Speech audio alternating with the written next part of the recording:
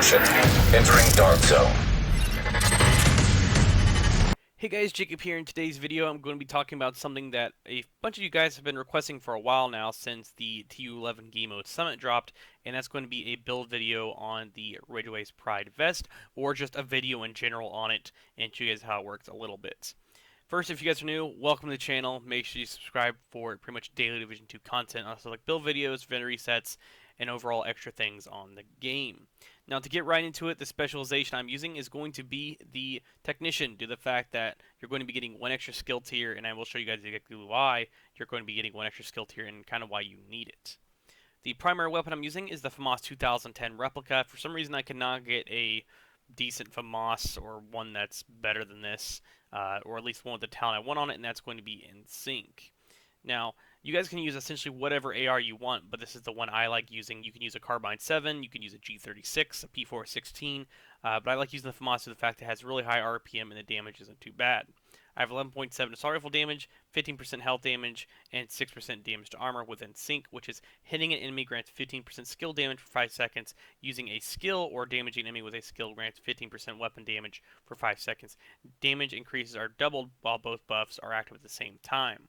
The attachments I'm using on this are pretty much all crit. You have the rugged mini critical chance scope, or the red dot sight that is, the crit chance laser pointer, the crit chance muzzle brake, and the sturdy 5.56 mag. So if you guys are wondering what skin this is the Stalker skin you get from the premium track in Season 3, and it actually might be one of my favorite skins in the game.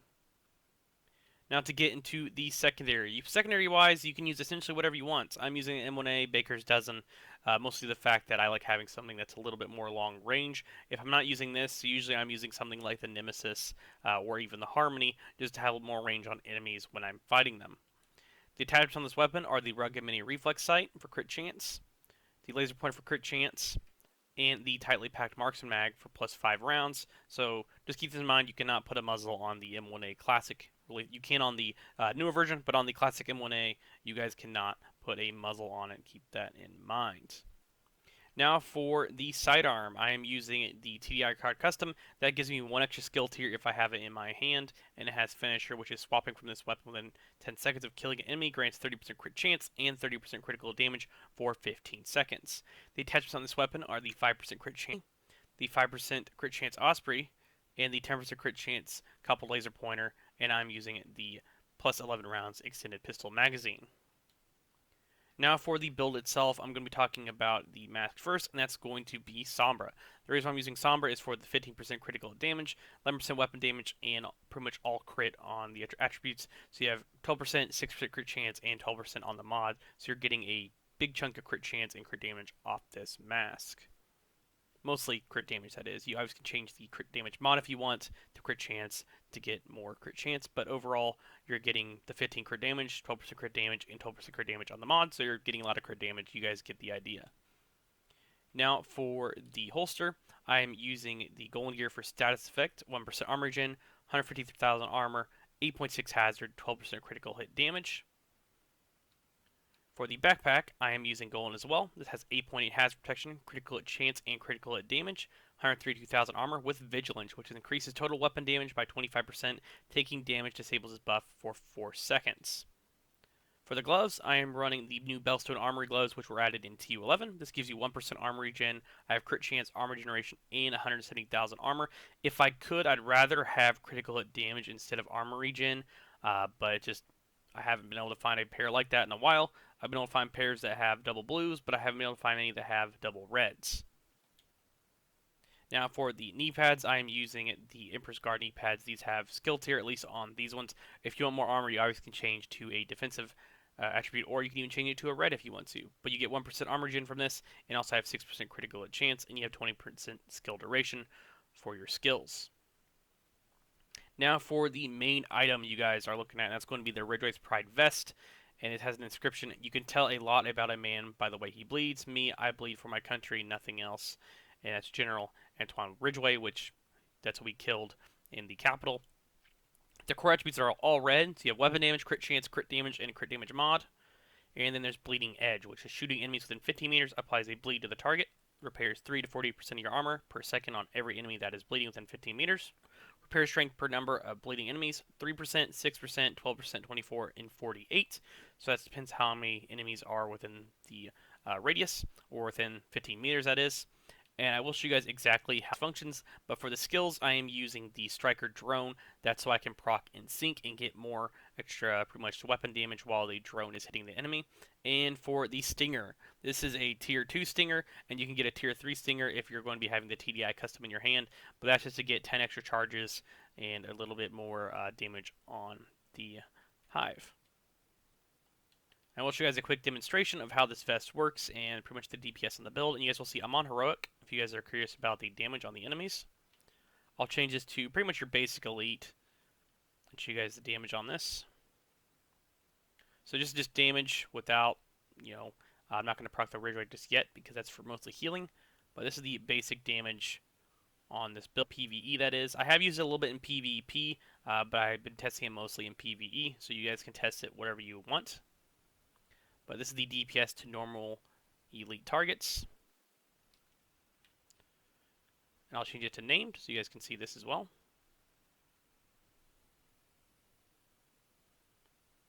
And you guys will lead icon up there as well. That's from Ridgeway.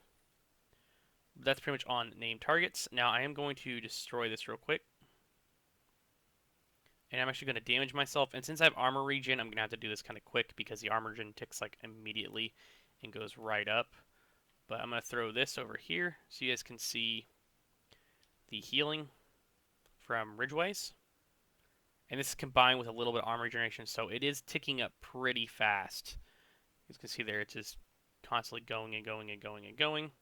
I'll throw it out one more time. Once this goes back up to 10, I'm going to damage myself. And then I'll throw it out for you guys one more time so you can see the healing.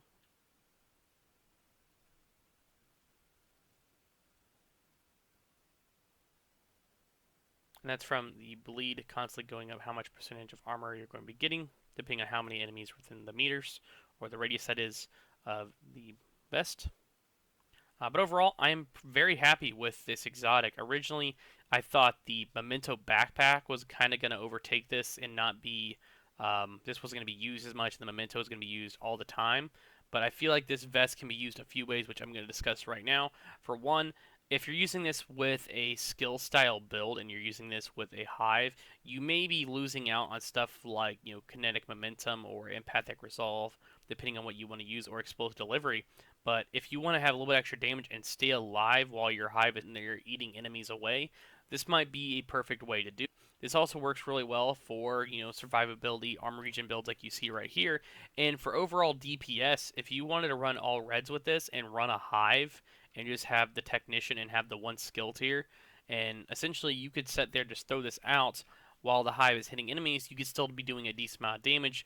But if you play smart, you'll also be able to get armor back as well while the bleed is sitting there constantly hitting the enemies that are right next to you. But keep this in mind when you guys do use this. This is repairs 3 to 40% of your armor per second on every enemy that is bleeding within 15 meters. So you have to make sure they're within the right radius. So if they're across the room or something in Summit and they're not within 15 meters, obviously that's going to be a bit of an issue. So keep that in mind. But overall, just a quick little build that some of you guys have been asking about and been wanting me to cover the vest and my overall opinion on it. And my opinion is pretty standard. I think it's a really nice exotic that they added in the game, and it's pretty cool that they added a DPS style vest that could also heal you. I've been wanting something like this since Div 1, and we never really got it. Besides, we got something like Nomad, but I wanted an exotic that did something very similar to this, and essentially we got it. I'm just thinking back in the day, if you had this with Predator, this would have been absolutely stupid and been funny as hell to see. But that time has passed. But if you played Div 1, some of you guys may have not played Div 1, but if you did, you will know exactly what I'm talking about. If you remember Classified Predator with combined with this, it would be absolutely ridiculous and be funny as hell to watch. Now, I will go into the stat sheet real quick for you guys so you can see exactly what the crit chance and crit damage are. 54.3 and 130 critical damage on the FAMAS. You're getting 6% armor damage and 15% health damage. And I'll scroll down for the armor generation. You're getting close to 40,000, which isn't bad. So you're getting some armor ticks back with the Ridgeways. And you have a little bit of hazard which is 27.4. Health generation is 1,559. And here's for the skills. And obviously the skill haste is going to be really high because we're in the firing range. That's PvP damage and PvP bleed damage. And one thing I will note, if you're going to be using this for PvP, you might have a few people with you for team synergy, as I like to say, to the fact that this build has kept me alive multiple times in PvP and saved my ass. But at the same time, if someone EMPs essentially your hive, and you're going to lose out on the vest, so you might actually want to flip out the vigilance for something like Adrenaline Rush if you want more survivability, if you want to be able to face take enemies a little bit easier, and also have more armor procced 24/7, then you might want to do that. But at the same time, also Vigilance doesn't proc if you're being shot at. So you guys might want to flip this build to your liking if you want to use a few different pieces, or use this with all blues, or use it all reds, just depending on what your playstyle is. But that's about it, guys. Please let me know in the comment section below what you guys' ideas are on the Ridgeways and how you've been running it. I understand that there's multiple combos. I mean, there's tons of ways you can use this vest on different builds. I've had multiple people tell me you could run it with this, this, and this, and I've had time to test some of those, and some of them I have not tested yet. But thank you all for watching. Make sure you subscribe for more Division 2 content, and I'll catch you guys all later. So you're gonna have to ask yourself, is this a fight you think you can win?